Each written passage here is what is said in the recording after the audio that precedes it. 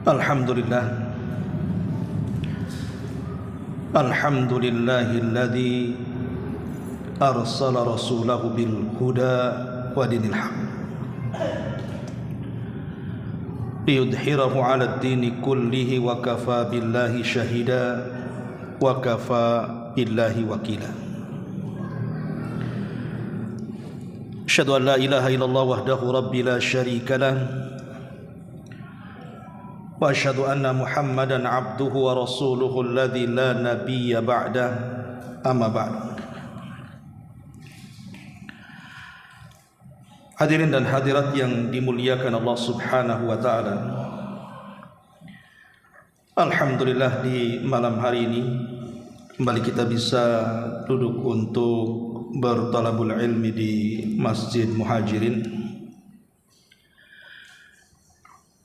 Tak lupa salawat dan juga salam kita hadiahkan kepada Rasul kita Nabi besar Muhammad sallallahu alaihi wa ala alihi wasallam. Tema di malam hari ini kita akan membahas tentang beberapa dosa yang mengundang murka Allah Subhanahu wa taala. Dan ini banyak sekali, baik di dalam Al-Quranul Karim nanti kita akan sebutkan, dan juga dalam hadis-hadis Nabi sallallahu alaihi wa ala alihi wasallam. Ma'asyiral muslimin yang dimuliakan Allah Subhanahu wa taala. Allah Subhanahu wa taala berfirman dalam surah Al-Maidah ayat 60. Qul hal unabbiukum bi syarrin min dzalika mathubatan indallah man la'anahu Allahu wa ghadiba alaihi. Katakanlah wahai Muhammad, apakah kalian mau aku habarkan tentang yang lebih buruk daripada itu sebagai balasan dari sisi Allah Subhanahu wa taala, yaitu orang-orang yang dilaknat Allah Subhanahu wa taala dan orang-orang yang dimurkai Allah Subhanahu wa taala. Lihat bagaimana Allah Subhanahu wa taala mengatakan bahwa orang yang dimurkai Allah adalah seburuk-buruk manusia. Makanya para nabi dan rasul mereka sangat ketakutan dengan murkanya Allah Subhanahu wa taala. Sampai-sampai dalam hadis syafaat yang panjang sekali, ketika manusia datang kepada Nabi Allah Adam alaihi salatu wassalam dan mengatakan, ya Adam, ishfa' lana ila rabbik, ala tara ila ma nahnu fi. Wahai Adam, tidakkah engkau meminta syafaat untuk kami kepada Rabb? Tidakkah kau iba dengan kami dan kondisi kami di padang mahsyar ini? Tapi apa jawaban Nabi Allah Adam alaihi salam dan mengatakan, nafsi nafsi, inna rabbi qad ghadiba al-yawma ghadban lam yaghdab qablahu mithlah walan yaghdab ba'dahu mithlah. Kata Adam alaihi salatu wassalam, sebaiknya kalian urus diri kalian sendiri, karena sesungguhnya Rabbku pernah murka pada satu hari kepadaku yang tidak pernah semurka itu sebelum dan sesudahnya. Lihat, para nabi ketakutan. Dan ucapan ini juga sama diucapkan Nuh, diucapkan oleh Musa, diucapkan oleh Ibrahim. Mereka tahu dampak murkanya Allah Subhanahu wa taala.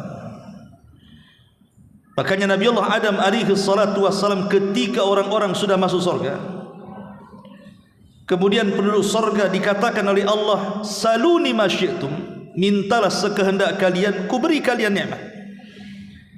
Tapi penduduk surga mengatakan, alam tubayyid wujuhana wa tudkhilana al-jannah wa tubaiduna anin nar. Ya Rabb, bukankah kami telah memutihkan wajah-wajah kami, memasukkan kami ke surga, mengeluarkan kami dari neraka? Sudah cukup ya Rabb. Tapi Allah mengatakan saluni ma syi'tum, hadza yaumul mazid. Minta, ini hari tambah nikmat untuk kalian. Akhirnya Adam alaihi salam kemudian berdiri dan mengatakan salullah ridha. Mintalah kepada Allah keridhaannya. Jangan sampai Allah murka di sorga. Sebab kalau Allah sampai murka di sorga, maka kalian akan dikeluarkan kembali dari sorga sebagaimana bapak kalian dulu dikeluarkan dari sorga. Begitulah kemurkaan Allah subhanahu wa ta'ala. Orang sudah masuk sorga saja bisa dikeluarkan. Makanya ma'asyiral muslimin yang dimuliakan Allah subhanahu wa ta'ala, ini yang kita takutkan apabila kita melakukan dosa-dosa yang membangkitkan kemarahan Allah. Kenapa demikian? Pengaruhnya bahaya. Kata para ulama, kalau Allah sudah murka kepada kita, maka kita tidak akan diberikan taufik, tidak akan diberikan hidayah. Padahal kita tidak mungkin hidup kecuali dengan taufik dan hidayah Allah. Dan kalau Allah subhanahu wa ta'ala sudah murka, kita dijauhkan dari Dia, dan kita malas melaksanakan kewajiban-kewajibannya. Dan kalau Allah murka, Allah sempitkan dada kita. Dan kalau Allah murka, Allah juga susahkan rezeki kita. Allah haramkan ilmu pengetahuan kepada kita, dan Allah lemahkan badan kita sehingga kita tidak bisa berfikir. Dan banyak dampak-dampak kalau Allah subhanahu wa ta'ala sampai murka kepada kita. Taib, tidak memperpanjang mukaddimah, kita akan sebutkan beberapa dosa. Saya urut dari Al-Quran dulu, baru kemudian masuk kepada hadis Nabi sallallahu alaihi wa ala alihi wasallam. Pertama, tentu dosa yang mengandung kemurkaan Allah azza wa jalla adalah kesyirikan dan kekufuran. Sudah jelas. Allah subhanahu wa ta'ala berfirman di dalam Al-Quranul Karim, in takfuru fa innallaha ghaniyun ankum wa la yarda li ibadihi al-kufra wa in tashkuru yardahu lakum wa la taziru waziratun wizra ukhra. Allah subhanahu wa ta'ala mengatakan, jika kalian kufur, maka Allah maha kaya dari kalian, dan Allah tidak redha dengan hamba-hambanya terjerumus kepada kekufuran. Arti tidak redha, Allah murka. Tapi kalau kalian bersyukur, Allah akan redha kepada kalian, dan masing-masing akan menanggung dosanya masing-masing. Al-Imam Ibn Utsaimin rahimahullahu ta'ala ketika menjelaskan ayat ini, beliau mengatakan maksudnya, jika kalian kufur, in takfuru billah, jika kalian kufur kepada Allah, wa bima yajibul imani bihi, dan kufur dengan kewajiban yang harus diimani, fa innakum lan tadurrullaha li'annallaha ghaniyun ankum. Kekufuran kalian itu loh tidak mempengaruhi Allah sama sekali, karena Allah maha kaya. Makanya dalam hadis Nabi SAW mengatakan, ya ibadi, law anna awwalakum wa akhirakum wa insakum wa jinnakum kanu ala afjari qalbi rajuli minkum ma naqasa dhalika min mulki syai'an. Wahai anak hamba, wahai hamba-hambaku, kalaulah orang yang awal-awal kalian, orang-orang yang akhir kalian, manusia kalian, jin kalian berkumpul di satu tempat, kemudian hati mereka menjadi satu di atas manusia yang paling jahat, itu tidak mengurangi kekuasaan Allah sedikit pun. Begitu juga kalau seluruh manusia, jinnya dan manusianya beriman, juga tidak menambah kekuasaan Allah. Jadi Allah subhanahu wa ta'ala tidak berhajat dengan kita. Ketika Allah tidak berhajat dengan kita, tiba-tiba kemudian Allah memberikan banyak nikmat, kemudian kita kufur, bagaimana Allah tidak murka? Jelas Allah murka, karena Allah tidak berhajat dengan kita.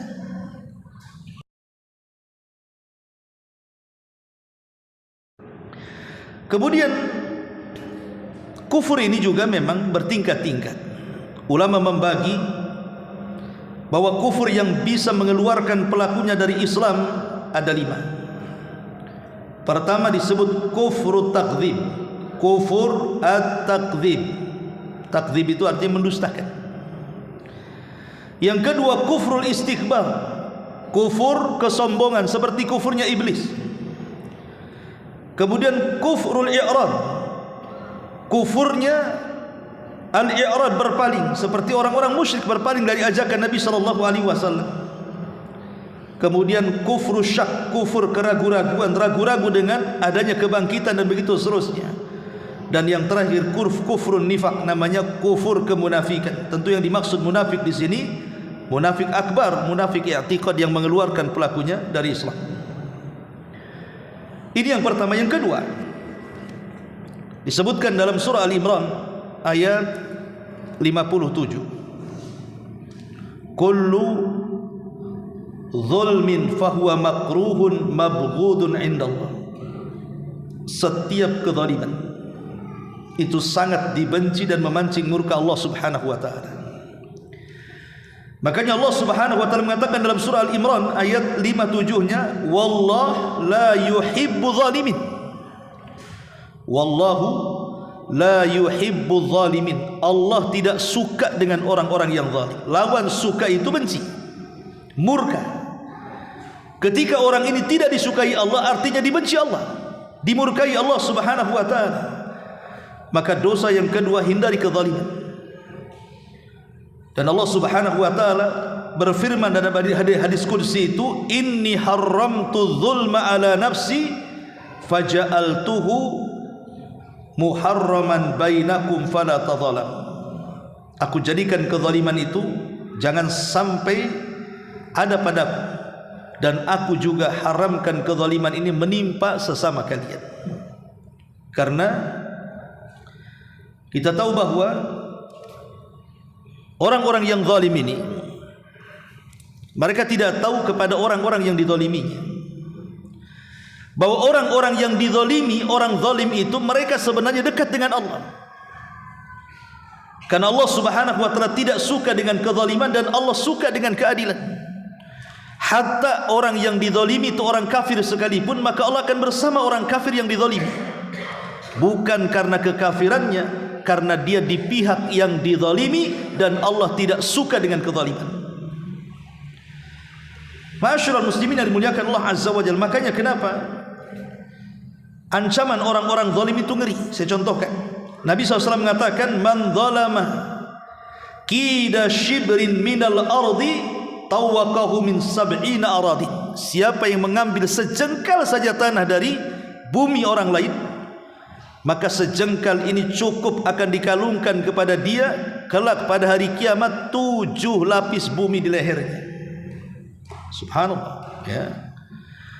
Atau Nabi SAW mengatakan, simfani min ummati lan tanalahuma syafaati. 2 kelompok pada hari kiamat tidak akan dapat syafaatku. Bayangkan, diancam oleh Rasul.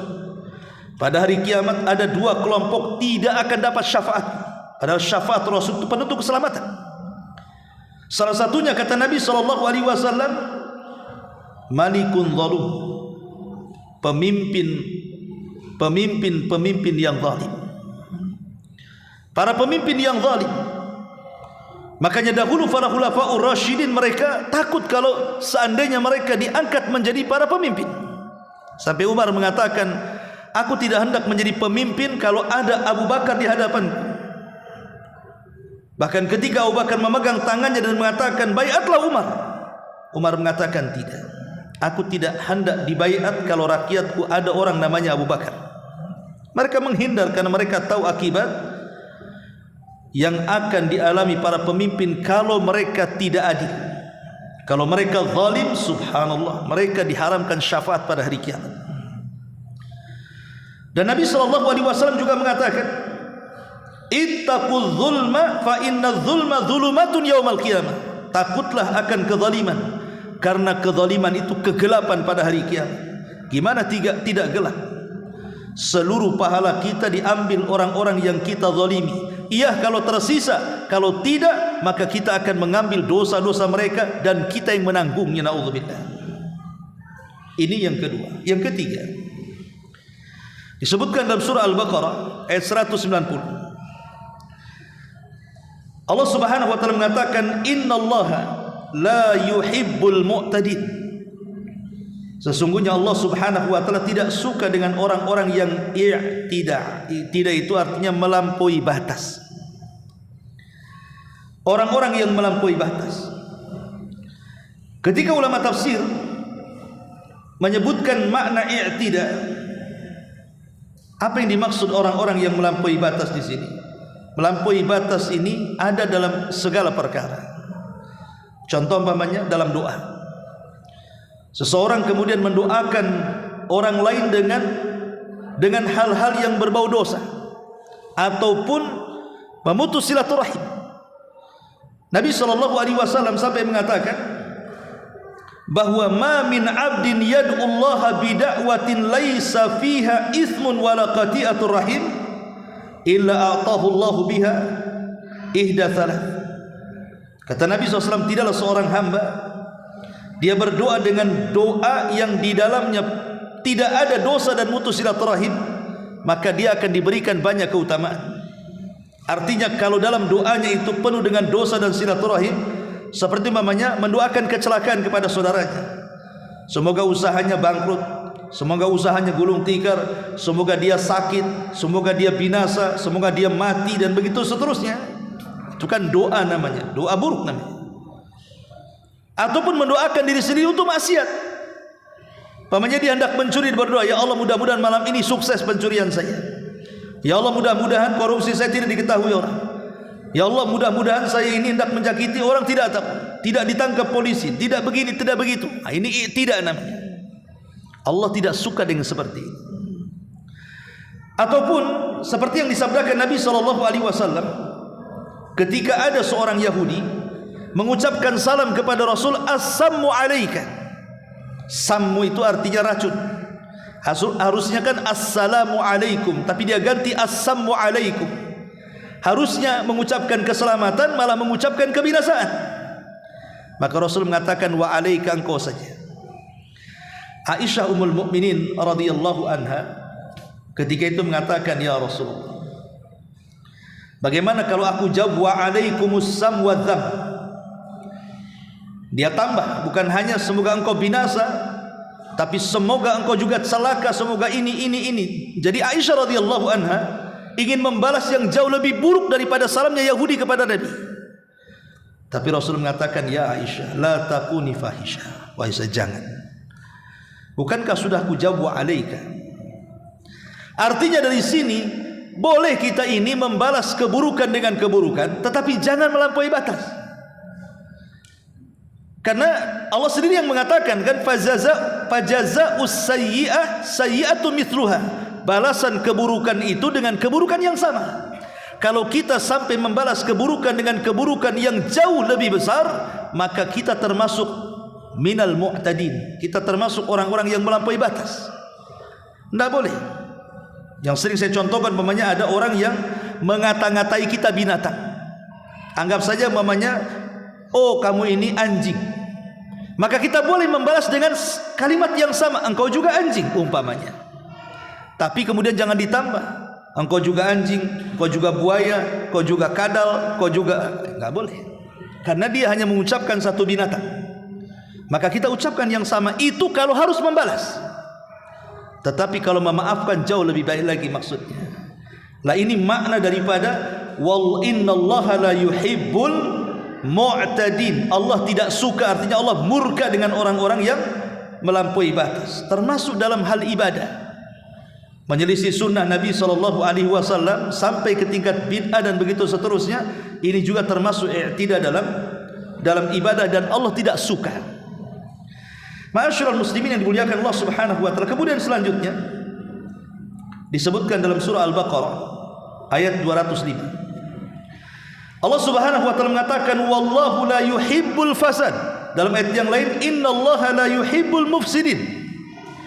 Allah tidak suka dengan orang-orang yang berbuat kerusakan. Apa makna kerusakan dalam ayat ini? Para ulama tafsir mengatakan yang dimaksud kerusakan di sini adalah al-i'anatu ala nashril bid'ah wal munkarat wa isya'atil fahishati wa muharabati dinillahi wal istihza bi ahkamihi wa ahlihi wa du'atihi wal hukmu bi ghairi ma anzalallah wa itharatal fitani wa takhrib wa tadmir al mumtalikatil khassa wal 'am. Maksudnya Allah tidak suka, artinya Allah murka dengan orang-orang yang membuat kerusakan. Siapa orang buat kerusakan ini? Kata ahli tafsir, mereka orang yang menyebarkan bid'ah dan kemungkaran, ataupun orang-orang yang menyebarkan fahisyah perzinahan, ya, dan segala jenisnya, LGBT-nya dan begitu seterusnya. Termasuk orang-orang yang memerangi agama Allah, termasuk orang yang mengolok-olok hukum-hukum Allah, para duat-duatnya, dan orang yang berhukum dengan hukum selain Allah, dan orang yang menyebar fitnah di mana-mana, serta yang menghancurkan kepentingan umum dan khusus. Maka Allah tidak suka dengan orang-orang yang seperti ini. Ada juga yang mengatakan kalimat ifsad di sini artinya bai'ul muharramat, menjual hal-hal yang diharamkan, narkoba, minuman keras, mabuk dan begitu seterusnya. Ma'asyiral muslimin yang dimuliakan Allah Azza wa Jalla, dan kerusakan yang paling besar tentu kesyirikan, jelas. Baru bid'ah dan dosa-dosa besar yang lain. Ini juga Allah tidak suka, artinya Allah murka dengan para perusak bumi. Kemudian yang selanjutnya sebutkan di dalam juga dalam Al-Qur'anul Karim surah An-Nisa ayat 105, wala takun lil khainina khasima, dan janganlah kalian seperti para pengkhianat, karena Allah juga mengatakan dalam ayat yang lain, innallaha la yuhibbul khainin, Allah tidak suka dengan para pengkhianat. Disebutkan oleh para ulama, khianat itu artinya lawan daripada al-amanah. Orang yang memegang amanah itu lawannya khianat.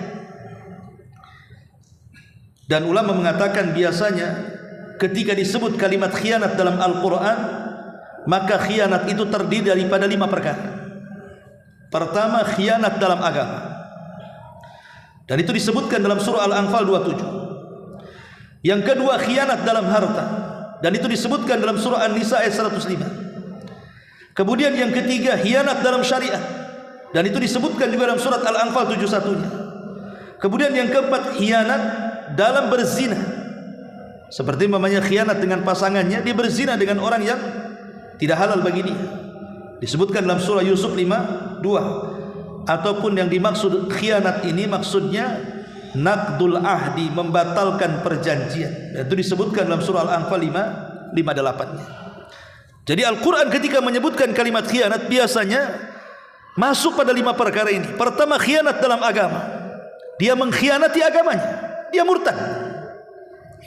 Dan itu banyak orang-orang yang murtad hanya gara-gara faktor pernikahan, ekonomi dan yang semacamnya. Yang kedua, khianat dalam harta, tidak mau mengeluarkan zakat dan sedekahnya, atau mencari dengan cara culas curang dan diharamkan Allah Azza wa Jalla.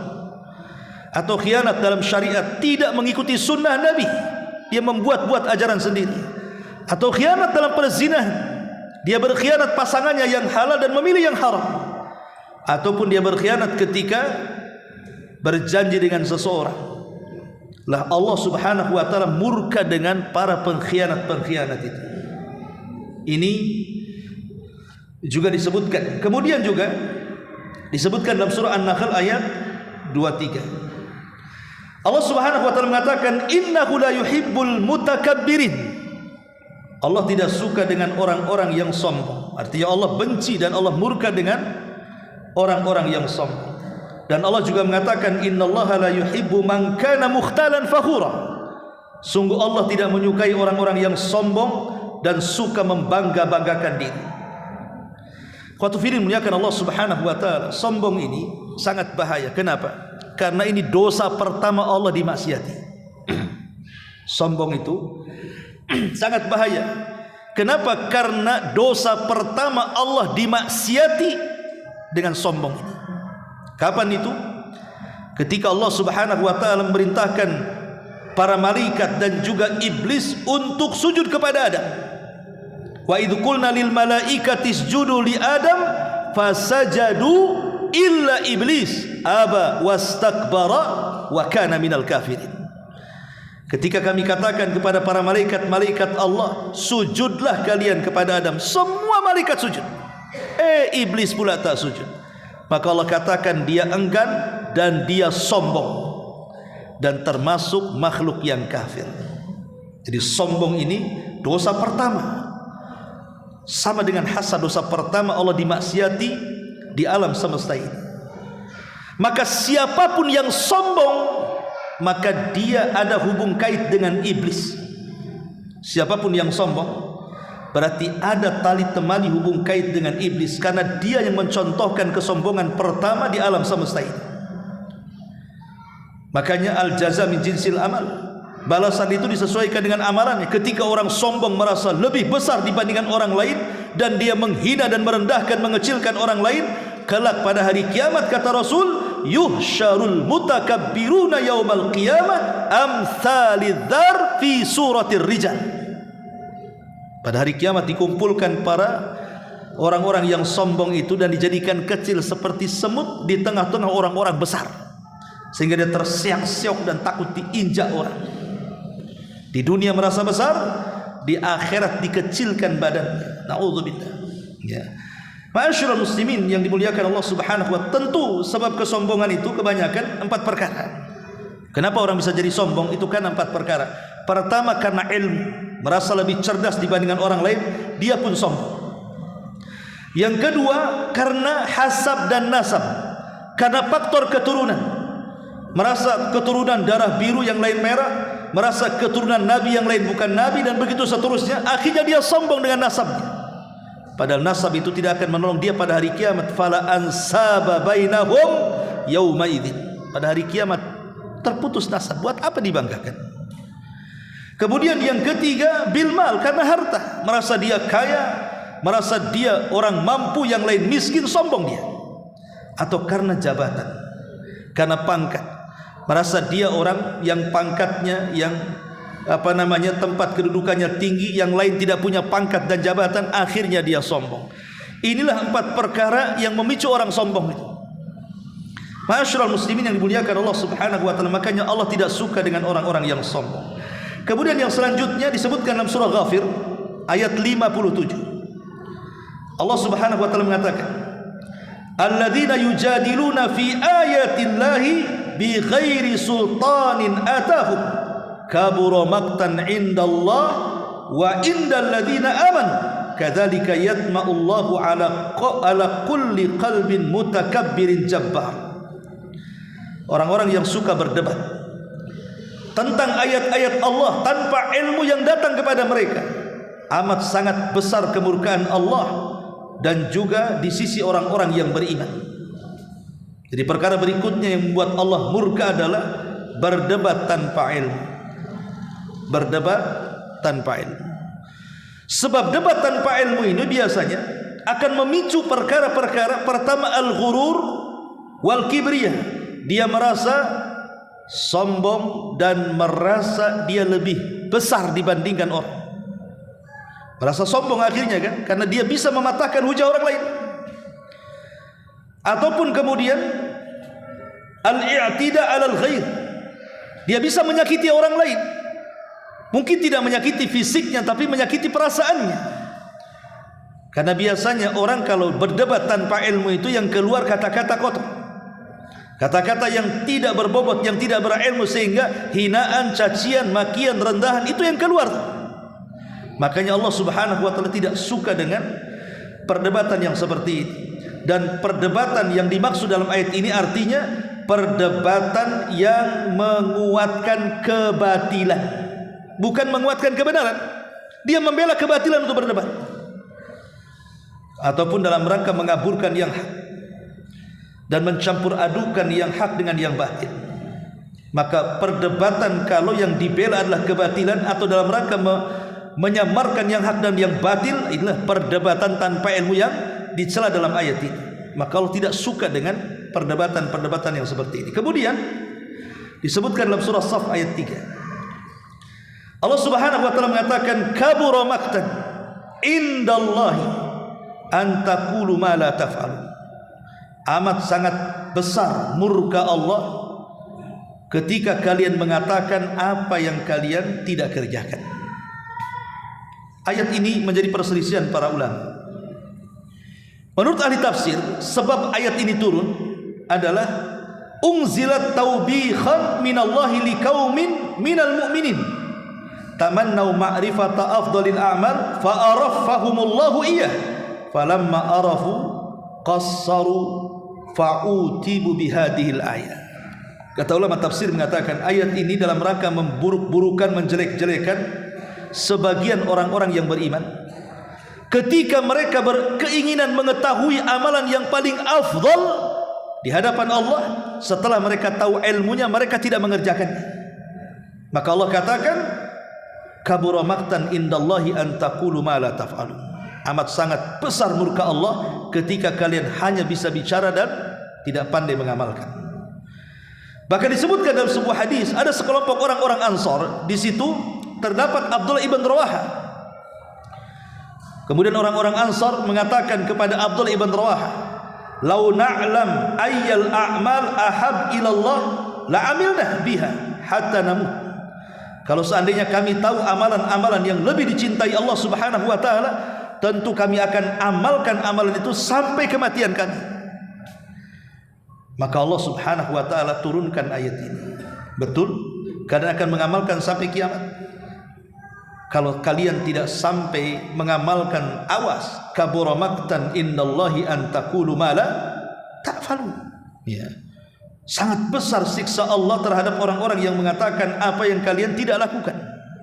Maka sejak itulah Abdullah ibn Rawaha berjanji senantiasa berada di jalan Allah Subhanahu wa taala sampai kematiannya, sehingga dia masuk dalam peperangan kemudian dia mati syahid karena dia takut melanggar ayat ini. Ma'asyiral muslimin yang dimuliakan Allah Subhanahu wa taala. Kemudian selanjutnya surah Ghafir ayat 31. Allah Subhanahu wa taala mengatakan innahu la yuhibbul musrifin. Allah tidak suka, artinya Allah benci, Allah murka terhadap orang-orang yang israf. Israf ini berlebihan. Sebagian ulama tafsir mengatakan maksudnya israf di sini artinya orang yang berlebihan sehingga menghalalkan yang diharamkan, ataupun sebaliknya mengharamkan yang dihalalkan. Ini makna yang pertama. Ataupun yang dimaksud adalah israf di sini berlebihan dalam hal-hal yang mubah, seperti makan berlebihan, minum berlebihan, pakaian berlebihan, dan begitu seterusnya. Dan itu tercela. Allah mengatakan kulu washrabu wala tusrifu. Makanlah, minumlah, tapi jangan berlebihan. Dan Allah tidak suka dengan orang-orang yang berlebihan. Ini juga makna yang disebutkan juga oleh para ulama. Kemudian selanjutnya surah Al-Qasas ayat 76. Allah Subhanahu wa taala mengatakan innallaha la yuhibbul farihin. Allah tidak suka dengan orang-orang yang terlampau senang. Apa maksudnya terlampau senang di sini? Maksudnya al-farahu alladhi yashabuhul kibr.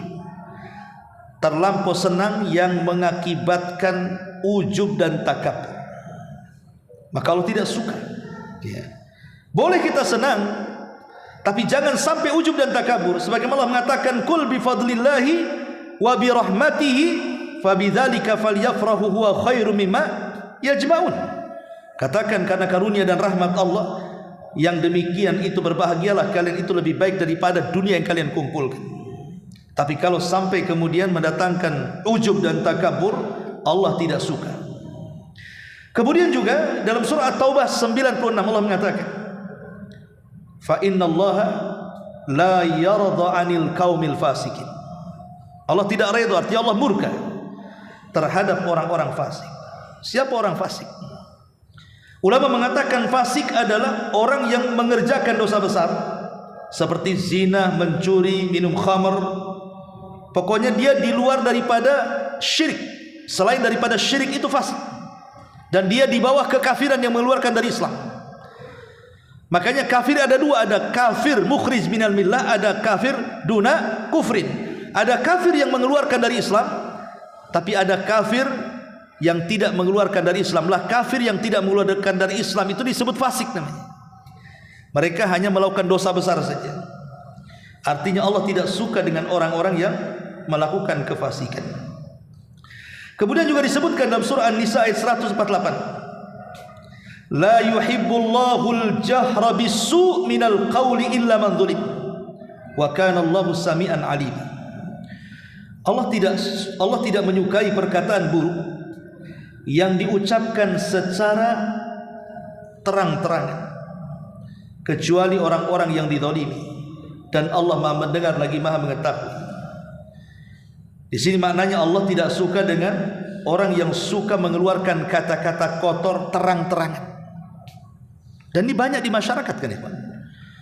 Orang kadang-kadang mencaci maki, mengeluarkan kata-kata itu biasa, entah yang dikeluarkan binatang, entah kotoran, entah apa pokoknya.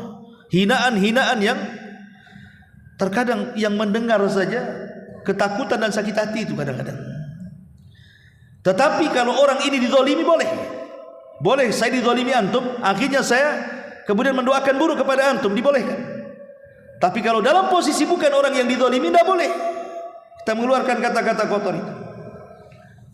Ini juga disebutkan karena mendoakan doa buruk kepada orang dan dia posisi bukan dizalimi dilarang. Makanya Rasul mengatakan la tad'u ala anfusikum wa la tad'u ala auladikum wa la tad'u ala khadamikum wa la tad'u ala amwalikum.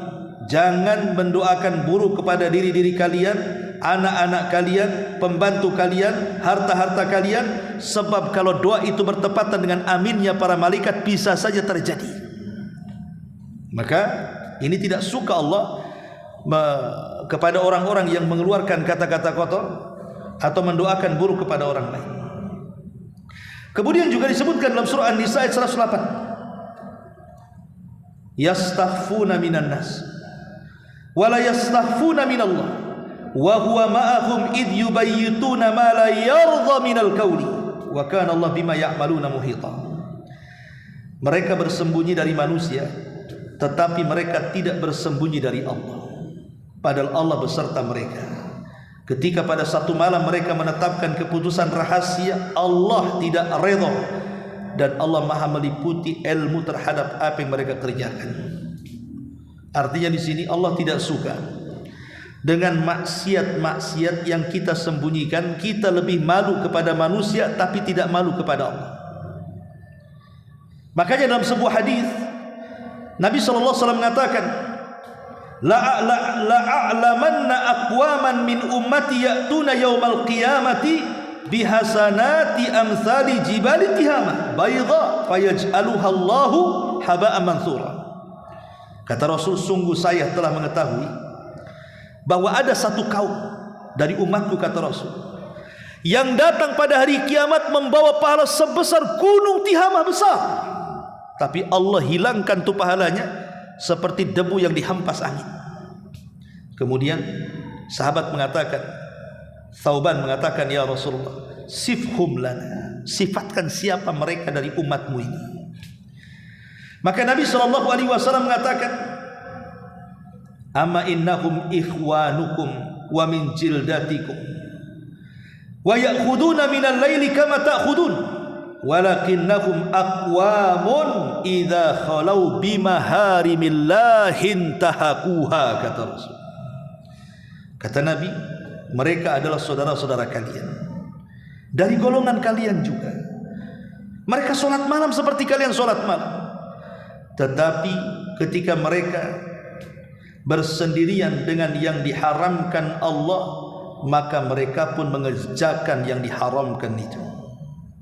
Maksiat yang dilakukan tanpa ada yang tahu kecuali kita dengan Allah. Ini Allah benci, Allah murka.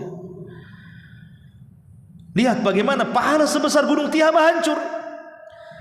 Jadi kalau seandainya kita ini ahli sedekah, ahli sholat malam, ahli tahajud, ahli puasa, ahli qiyam lail, macam-macam sebutkan ibadah yang antum lakukan, tapi di satu sisi juga antum selalu merobek keharaman Allah di saat bersendirian kita dengan Allah Subhanahu wa ta'ala, Dan hari ini memungkinkan karena hari ini sudah ada handphone masalahnya. Berapa banyak coba orang bersendian dengan handphone? Entah dia menyebar berita hoax, entah dia membaca berita hoax, atau dia menyebar atau menonton film-film porno, atau mungkin melihat gambar-gambar yang tidak senonoh, atau apalah yang antum lakukan di situ. Tidak ada yang tahu kecuali antum dengan handphone dan dengan Allah saja. Bahaya. Allah murka dengan orang-orang yang seperti ini. Kemudian juga yang selanjutnya disebutkan dalam surah An-Nisa ayat 93. Wa man yaqtul mu'minan muta'ammidan fajaza'uhu jahannam khalidan fiha wa ghadiba Allahu 'alaihi wa la'anahu wa a'adda lahu adzaban 'azima. Siapa yang membunuh seorang mukmin secara sengaja, balasannya jahannam, kekal di dalamnya. Allah murka kepadanya, Allah laknat dia, dan Allah sediakan azab yang pedih bagi dia pada hari kiamat. Subhanallah. Orang yang membunuh seorang muslim secara sengaja. Dan hari ini kita lihat, membunuh bukan bicara perang melawan orang kafir, tidak, sesama kaum muslim. Hanya gara-gara warisan bunuh-bunuhan, parkir bunuh-bunuhan, gara-gara utang piutang bunuh-bunuhan, gara-gara perempuan bunuh-bunuhan, gara-gara faktor ketersinggungan bunuh-bunuhan. Sehingga Rasul mengatakan, al-qatil la yadri fima qatal wal maqtul la yadri fima qutil. Orang yang membunuh bingung kenapa dia bisa membunuh, orang yang dibunuh lebih bingung lagi kenapa aku bisa dibunuh, katanya. Karena tidak ada alasan yang jelas pembunuhannya. Nah, ini kan ngeri. Kalau orang tahu ayat ini, mungkin berpikir 1000 kali kan kalau membunuh saudaranya, apalagi bukan saudara se-Islam saja, saudara sekeluarga dia, gara-gara waris bunuh-bunuhan. Bahkan ada anak membunuh orang tuanya, orang tua membunuh anaknya, saudara membunuh saudaranya. Padahal Allah mengatakan siapa yang membunuh seorang mukmin secara sengaja, 1 jahanam bagi dia dan dikekalkan di dalamnya. Kalimat dikekalkan di sini tidak seperti kekekalan orang musyrik, tidak. Karena kalimat kekal dalam Quran itu ada 2. Pertama, kekal selama-lamanya, dan itu orang-orang musyrik, orang-orang kafir. Dan yang kedua, kekal saking lamanya. Jadi ada 2 ya. Kekal selama-lamanya dan kekal saking lamanya. Saking lamanya itu maksudnya nanti keluar juga, tapi lama masanya. Itulah orang-orang yang membunuh secara sengaja dilamakan di neraka. Cukup sampai di sini? Tidak. Allah murka, Allah laknat lagi, Allah sediakan lagi azab yang pedih. Naudzubillah. Ya. Ma'asyiral muslimin yang dimuliakan Allah Azza wa Jalla. Kemudian juga disebutkan dalam surah An-Nahl. Selanjutnya surah An-Nahl ayat 1 sampai ayat 106. Allah Subhanahu wa taala mengatakan, "Man kafara billahi min ba'di imanihi illa man ukriha wa qalbuhu mutmainnun bil iman walakin man syaraha bil kufri sadra fa alaihim ghadabun minallah wa lahum adzabun adzim." Barang siapa yang kufur dengan Allah setelah keimanannya, kecuali orang yang dipaksa dan hatinya tetap tenang dengan keimanan, akan tapi kalau dia lapang dengan kekufuran dadanya, maka dia mendapatkan laknat, mendapatkan murka, dan bagi mereka mendapatkan azab yang pedih. Artinya di sini orang yang murtad dari agama. Allah murka dengan para orang-orang yang murtad dari agama. Makanya Rasul mengatakan, man baddala dinah faqtulu, siapa yang mengganti agamanya dalam hukum Islam, bunuh dia. Dan Rasul mengatakan, la yahillu damu mri'im muslim illa bi ihda thalathin. Tidak halal darah seorang muslim kecuali karena 3 perkara. As-sayyibu zani, orang yang sudah menikah dia berzina dirajam sampai mati. Wan nafsu bin nafsi, orang yang membunuh dibunuh qisas. Kemudian yang ketiga, al-marik minad din at-tarik lil jamaah, orang yang murtad dari agama, maka dia dipenggal dalam hukum Islam, ya.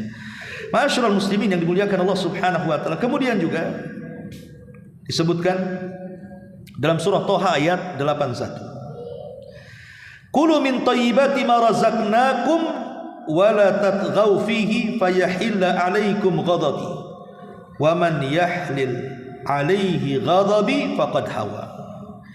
Makanlah di antara rizki yang baik yang telah kami rizkikan kepada kalian, dan janganlah melampaui batas padanya yang menyebabkan kemurkaanku menimpamu, dan barang siapa ditimpa oleh kemurkaanku maka sesungguhnya binasalah ia. Maksudnya di sini, jangan sampai kita tidak mensyukuri rizki yang Allah telah anugerahkan kepada kita. Syukuri nikmat Allah itu.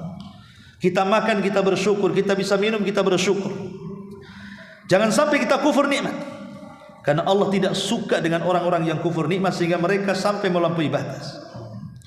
Ma'asyiral muslimin yang dimuliakan Allah Azza wa Jalla, ini semua dari ayat-ayat Al-Quran banyak sebenarnya. Ya, kita beralih kepada hadis-hadis Nabi SAW. Ini ayat-ayat.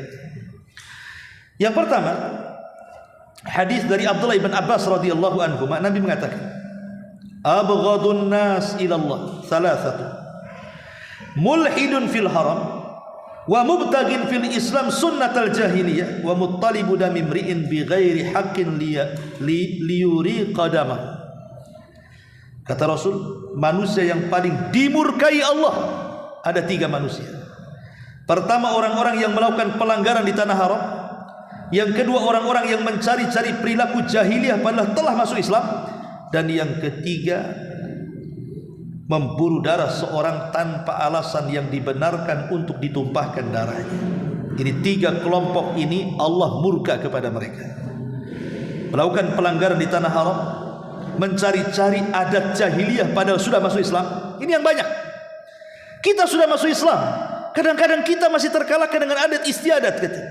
Ini kan adat istiadat, ini kan budaya. Ya, adat istiadat budaya itu boleh diamalkan dalam Islam kalau tidak bertentangan. Kalau bertentangan, tidak boleh, apalagi sampai di situ ada kesyirikan. Kan ada budaya-budaya negeri kita ini sampai ke taraf syirik. Seperti umpamanya larungan di Jawa itu kan ngelempar kepala kerbau ke lautan. Ini kan kesyirikan, tapi mereka mengatakan ini budaya. Ini budaya jahiliyah. Kita sudah Islam, sudah tauhid, harusnya ditinggalkan budaya-budaya seperti ini. Kalau yang melakukannya orang di luar Islam, lakum dinukum waliyadin. Tapi kalau yang melakukannya orang Islam, ya kita angkat bicara lah, karena ini bukan bagian dari Islam. Maka jangan mencari-cari tradisi-tradisi jahiliyah yang kita sudah diberikan hidayah Islam, ataupun orang-orang yang mencari-cari darah kaum muslimin kemudian ditumpahkan dengan cara yang tidak hak. Ini hadis yang pertama. Hadis yang kedua, di mana Nabi SAW mengatakan, inna abghadar rijal ilallah aladul khasm. Sesungguhnya orang yang paling dibenci dan dimurkai Allah adalah orang yang suka berdebat. Dan itu disebutkan juga dalam Al-Quran, wa minan nas man yu'jibuka qawluhu fil hayatid dunya wa yushhidullah ala ma fi qalbihi wa huwa aladul khisam. Di antara manusia ada orang yang mengucapkan tentang kehidupan dunia menarik hatimu dan dipersaksikannya kepada Allah atas kebenaran isi hatinya, padahal ia adalah penentang-penentang yang paling keras. Aladul khisam adalah orang yang membenci syariat-syariat Allah Subhanahu wa taala, tidak suka dengan syariat, keras hatinya, suka berdebat.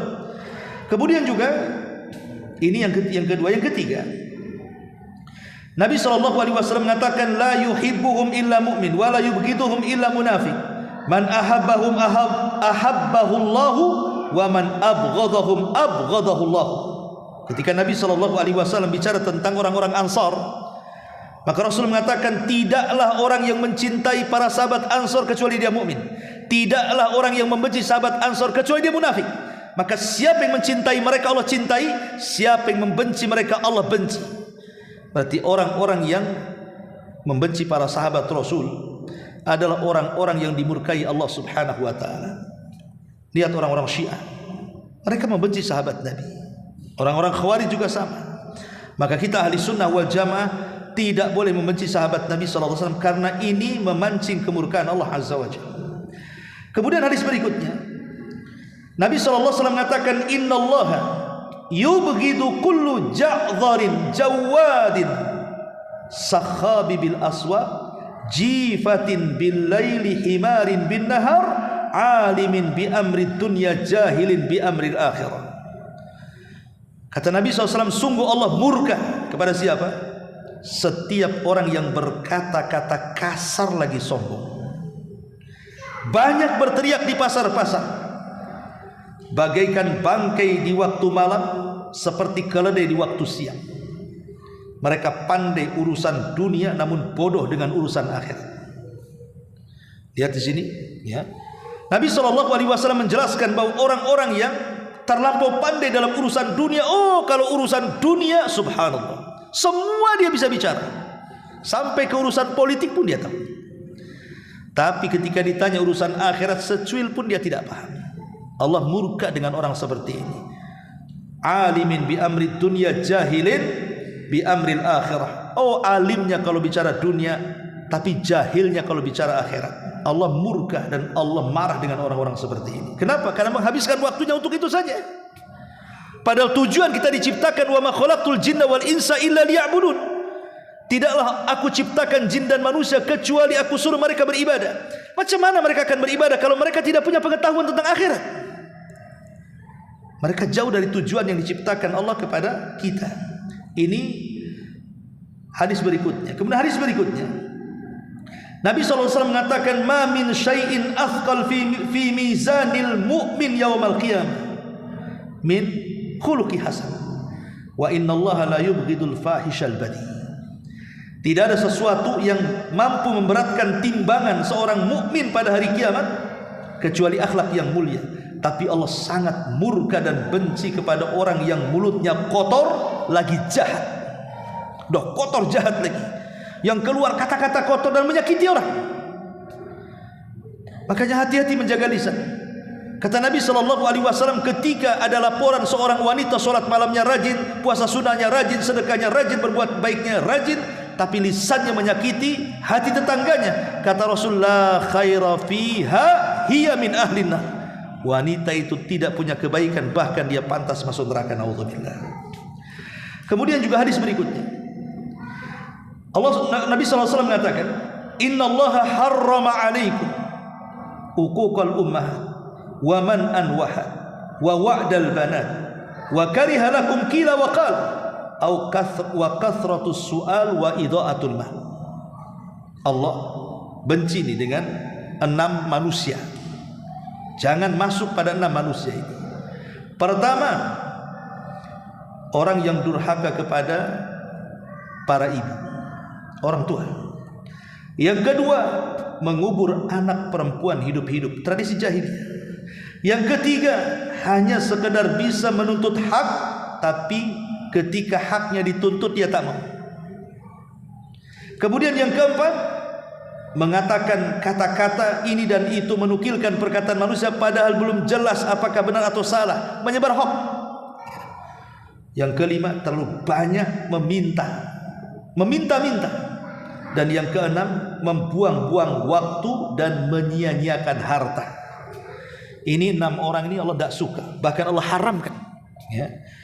Ma'asyiral muslimin yang dimuliakan Allah Subhanahu wa taala. Kemudian selanjutnya, Nabi SAW juga mengatakan dalam hadis Jabir Ibn Atik, Nabi SAW mengatakan, inna minal ghirati ma yuhibbullah wa minha ma yubghidullah wa inna minal khuyala ma yuhibbullah wa minha ma yubghidullah wa ammal ghiratu allati yuhibbullah fal ghiratu allati fi ribati wa ammal ghiratu allati yubghidullah fal ghairatu fi ghairi ribati wa ammal khuyala'u allati yuhibbullah fa ikhtiyalur rajuli bi nafsi indal qital wa inda sadaqah wal khuyala allati yubghidullah fa ikhtiyalur rajuli fil fakhri wal bali. Sungguh di antara cemburu itu ada yang disukai dan ada yang dibenci. Dalam kecemburuan itu ada yang disukai dan ada yang dimurkai. Begitu juga dalam kesombongan, ada yang dicintai dan ada yang dimurkai. Adapun cemburu yang disukai Allah Subhanahu wa taala, cemburu dalam keraguan. Dan yang dibenci adalah cemburu di luar keraguan. Maksudnya, kata para ulama hadis, maksudnya apa? Maksudnya cemburu yang di atas keraguan itu, kalau kita melihat keluarga kita di atas maksiat, kita cemburu, kita tidak diam, kita langsung memberhentikan maksiat itu. Anak kita tidak pakai jilbab, nak pakai jilbab, tutup aurat. Anak kita keluar malam mau kemana, mau main, jangan, tidur, ya. Pokoknya apapun yang mungkin istri kita berghibah, jangan ghibah. Itu namanya cemburu yang dicintai Allah. Tapi cemburu yang tidak dicintai Allah itu, umpamanya ibu kita janda, kemudian menikah, kita anaknya tidak suka, tidak boleh. Hak dia menikah. Banyak anak-anak yang melarang orang tuanya menikah kan? Nggak boleh. Ini cemburu yang dibenci Allah. Orang tua kita janda, dia pun pengen mendapatkan teman hidup, suami yang baru. Kalau dia menginginkan nikah, dorong sama anak. Ini enggak, anak melarangnya pula. Naudzubillah. Inilah cemburu yang dilarang maksudnya. Ya.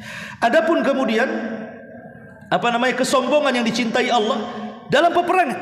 Boleh orang itu sombong dalam peperangan, seperti Ali radhiyallahu an ketika melawan Marhab dalam perang Khaybar. Apa kata Ali? Hei Marhab, ana alladhi sammatni ummi Haidar kalaithi ghabatin karihil mandarah, katanya.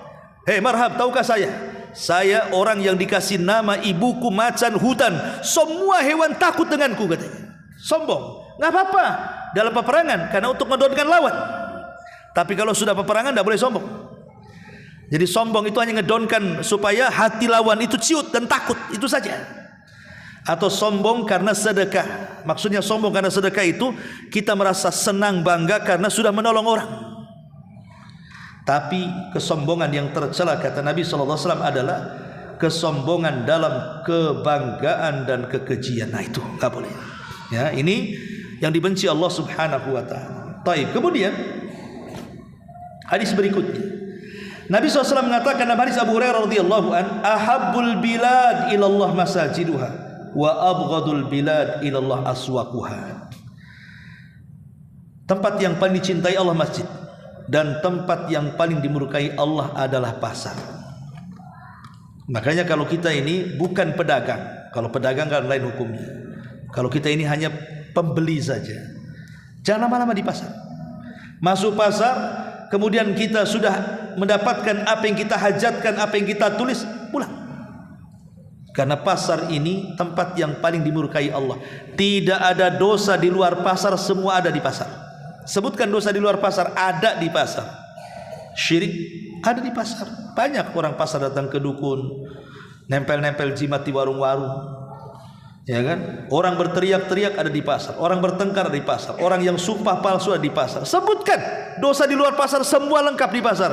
Karena Rasul mengatakan pasar itu tempat menancapkan bendera perang iblis dengan manusia. Ma'asyiral muslimin yang dimuliakan Allah Subhanahu wa taala. Kemudian yang selanjutnya adalah hadis Nabi SAW. Tanda Allah murka adalah ketika kita meninggal tidak di atas Islam. Ketika kita meninggal tidak di atas Islam. Karena dalam hadis Nabi SAW, ketika malaikat pencabut nyawa mengeluarkan nyawa orang-orang kafir, apa kata malaikat ini? Ukhruji sakhitatan maskhutan alaiki ila azabillah. Hei, keluar ruh yang jahat kepada kemurkaan Allah Subhanahu wa taala, dan sudah disediakan kepadamu azab Allah yang pedih. Maka orang-orang yang mati dan mereka tidak di atas Islam, maka Allah benci. Makanya Allah mengatakan wala tamutunna illa wa antum muslimun. Jangan mati kecuali dalam kondisi Islam. Dan Nabi Yusuf mengatakan walhikni tawaffani musliman wa alhikni bisalihin. Ya Allah, wafatkan aku dalam keadaan Islam dan gabungkan aku bersama orang-orang saleh. Kemudian juga di antara yang membuat murka Allah adalah hadis Nabi SAW. Nabi SAW mengatakan, "Idza ra'aitallaha yu'til 'abda minad dunya 'ala ma'asi ma yuhibbu fa inna ma huwa istidraj." Thumma tala Rasulullah sallallahu alaihi wasallam qaulihi ta'ala, "Falamma nasu ma dzukiru bihi fatahna 'alaihim abwaaba kulli syai' hatta idza farihu bima utu akhadnahum baghtatan fa idza hum mublisun." Kata Nabi, apabila engkau melihat seorang hamba diberikan nikmat oleh Allah dari dunia, tapi dia ahli maksiat, makin tidak sholat makin kaya, makin tidak ke masjid makin sukses, makin dia berzina, makin dia judi, makin minum khamar, bertambah-tambah pula hartanya. Pokoknya apabila engkau melihat orang seperti ini ditambah kenikmatan dunia di atas kemaksiatannya, ingat kata Rasul, fa innama istidraj, itu namanya istidraj. Apa istidraj? Maka Rasul menjelaskan makna istidraj dengan membacakan ayat surah Al-A'raf ayat 182-83. Ketika mereka melupakan apa yang diperingatkan kepada mereka, mereka lupa. bahwa ada perintah-perintah dan larangan. Fatahna alaihim abwaba kulli syai', maka segala sesuatu dibukakan kepada dia dari rizki-rizki Allah. Makin sukses, makin kaya, makin banyak, makin macam-macam hartanya. Hatta idza farih, sampai ketika mereka betul-betul di atas puncak kesenangan, di atas maksiatnya itu, bima utu, dengan apa yang Allah telah berikan kepada mereka, akhadnahum baghtah, baru kami akan azab mereka sekonyong-konyong, dan mereka pun terbelalak karena kaget. Ya. Ingat bahwa jangan pernah senang kalau seandainya kita ini jarang sholat, jarang zikir, jangan baca Quran, kok usahanya lancar-lancar. Jangan senang. Kalau bisa kita ini takut, kok aku ini maksiat kok lancar-lancar, kemarin kok sholat-sholat itu kok gak lancar-lancar. Kemarin waktu saya belum gabung ngaji dengan orang-orang sunnah itu, usaha saya mudah kali. Sudah ngaji, gabung, sudah hijrah, susah pula. Jangan senang ketika diluaskan, ketika kita di atas kemaksiatan, karena boleh jadi itulah istidraj, dan istidraj itu sesuatu yang Allah tidak suka, Allah murka kepadanya. Kemudian juga di antara yang lainnya, hadis Nabi sallallahu alaihi wasallam. Nabi sallallahu alaihi wasallam mengatakan, "Walladzi nafsi biyadi, ma min rajulin yad'u imra'atahu ila firashiha fata'ba 'alaihi illa kana alladhi fis sama sakhitan 'alaiha hatta yarda anha." Demi zat yang jiwaku berada di tangannya, tidaklah seorang suami memanggil istrinya untuk melakukan hubungan, kemudian ditolak istrinya, akhirnya suaminya marah, maka yang di langit, maksudnya Allah, para malaikatnya akan murka kepadanya sampai subuh. Murka dengan istri-istri yang menolak ajakan suaminya. Ini juga yang membuat murka Allah adalah ketika istri menolak ajakan suaminya tanpa ada uzur yang dibenarkan. Kemudian juga hadis berikutnya adalah, sayakunu fi akhir zaman syaratatu yaghduna fi ghadabillah wa yaruhuna fi sakhatillah fa iyyaka an takuna min bitanatihim. Akan datang di akhir zaman, kata Rasul, para polisi, ini nasihat kepada para polisi ya. Akan datang di akhir zaman para polisi yang berangkat pagi-pagi dalam kondisi dimurkai Allah, dan pulang sore hari pun dalam kondisi dilaknat Allah. Sekali-kali kalian jangan menjadi di antara mereka. Dalam riwayat, yushiku in talat bika muddah antara qauman fi aidihim mithlu adnabil baqar yaghduna fi ghadabillah wa yaruhuna fi sakhatillah. Kata Rasul kepada Abu Hurairah, hampir-hampir wahai Abu Hurairah, jika engkau berumur panjang, engkau akan melihat kaum yang memegang cambuk semeti seperti ekor sapi pada tangan-tangan mereka. Mereka berangkat di pagi hari dengan dimurkai Allah, dan berangkat di sore hari juga dalam kondisi dimurkai Allah. Ini juga kurang lebih. Maksudnya di sini pensyarah banyak mengatakan polisi-polisi atau tentara-tentara yang mereka bekerja kepada penguasa, tetapi bukan kemudian meluruskan dan menasihati para penguasa, tapi ikut masuk dalam kezaliman penguasa. Mereka ikut menyukseskan kezaliman penguasa. Mereka ikut mengamankan kezaliman penguasa. Hati-hati di polisi yang seperti ini. Ini ada sabdanya. Makanya Nabi SAW sampai mengatakan dalam sebuah hadis, la ya'tiyanna 'alan nas zamanu yakunu 'alaikum umara sufaha yuqaddimuna syiraran nas wa yudhiruna bi khiyarihim wa yuakhiruna as-salata an mawaqitiha faman adraka dhalika minkum fala yakunanna 'arifan wala syurtiyan wala jabiyan wala khazinan. Kata Rasul, akan datang atas manusia satu masa yang menjadi pemimpin-pemimpin atas kalian itu adalah para pemimpin yang bodoh.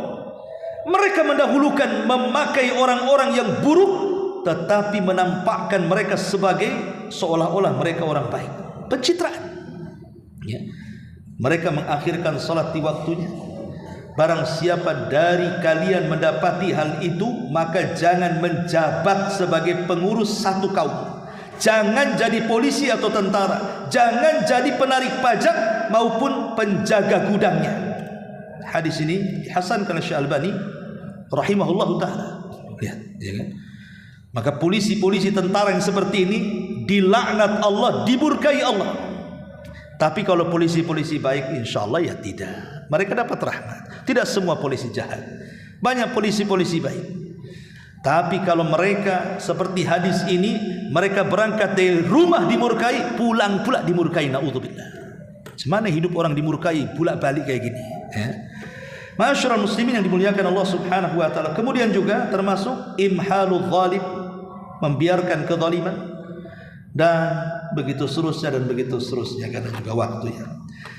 Tapi ma'asyiral muslimin yang dimuliakan Allah Azza wa Jalla, saya minta tambah sedikit ya. Bagaimana cara supaya kita meredam murkanya Allah? Ini kan penyebab-penyebab kemurkaannya. Gimana cara meredam? Bisa nggak kita meredam kemurkaan Allah Azza wa Jalla? Secara singkat saja. Iya bisa. Pertama, dengan sedekah. Nabi SAW mengatakan, sadaqatus sir tudfi'u ghadabar Rabb. Sedekah yang dilakukan sembunyi-sembunyi bisa meredam murkanya Allah. Maka banyaklah bersedekah. Sembunyi-sembunyi cukup kita dan Allah saja yang tahu. Ini yang pertama. Yang kedua, al-istighfar al-mustamir, istighfar yang terus-terusan. Karena kita tahu bahwa Nabi Allah Subhanahu wa taala mengatakan, wa ma kana Allah mu'adzibahum wa anta fihim wa ma kana Allah mu'adzibahum wa hum yastaghfir. Allah tidak akan mengadab sebuah kaum sementara engkau Muhammad hidup di tengah-tengah mereka, dan Allah tidak akan mengadab sebuah kaum selama kaum itu memperbanyak istighfar. Artinya dalam ayat ini ada dua keamanan dari murka Allah. Pertama, hidupnya Rasul di tengah-tengah kita. Yang kedua, kita memperbanyak istighfar. Dan Rasul sudah tidak ada. Berarti tinggal satu keamanan kita dari murka Allah. Perbanyak istighfar. Ini yang kedua. Yang ketiga, at-taubah. Taubat yang betul-betul taubat. Kalau istighfar itu kan ucapan lisan. Astagfirullah, astagfirullah, wa atubu ilaih. Kalau taubat ini betul-betul kita meninggalkan perbuatan. Dengan cara menyesal, dengan cara berjanji untuk tidak mengulang, dengan cara mengikuti yang buruk dengan yang baik. Kalau itu hak orang lain kita kembalikan. Itu namanya taubatan nasuha. Kemudian juga yang keempat, bersyukur akan nikmat. Karena Allah mengatakan dalam Al-Quran, ma yaf'alullahu bi'adzabikum in syakartum wa amantum. Allah tidak akan mengazab kalian kalau kalian bersyukur dan beriman. Maknanya Allah akan mengazab kalian karena kemurkaannya kalau kalian kufur dan tidak beriman. Maka syukur bisa meredam. Dan yang kelima, bertakwa kepada Allah Azza wa Jalla. Allah mengatakan, wa amma thamud fahadainahum fastahabbul 'ama 'alal huda. Adapun kaum Tsamud, maka kami sudah berikan hidayah kepada mereka, tapi mereka lebih mencintai kebutaan dari hidayah. Fa akhadathhumus sa'iqatul adzab, maka datang kepada mereka halilintar sebagai azab, azabil hud, azab yang menghinakan, bima kanu yaksibun, terhadap apa yang mereka lakukan. Wa najjaynal ladzina amanu wa kanu yattaqun, tapi kami selamatkan orang-orang yang bertakwa kepada Allah dari azab kaum Tsamud. Menunjukkan takwa yang menyelamatkan kaum Tsamud yang beriman sehingga mereka tidak terkena azab. Dari sini kita tahu bahwa takwa itu adalah salah satu penyebab keselamatan. Artinya takwa itu dalam hidup kita merasa diawasi.